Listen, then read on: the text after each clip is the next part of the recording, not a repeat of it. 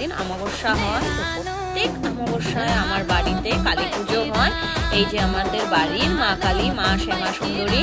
তো এই যে সকালবেলার ব্লগ নমস্কার করে যখন বের হয়েছি, এসে দেখি যে মাসি এসে পড়েছে, যে রাঁধুনি মাসি। উনি হলো সবজি উবজি কেটে সব রেডি করে রাখছে। তারপরে আমিও আমার ঘরে এসে সব লাঞ্চটা প্রিপেয়ার করলাম, যে দুপুরে আমরা কি খাবো। তো নিরামিষই ছিল, নো গার্লিক, নো অনিয়ন, সব নিরামিষ প্লেটিং মানে ছিল।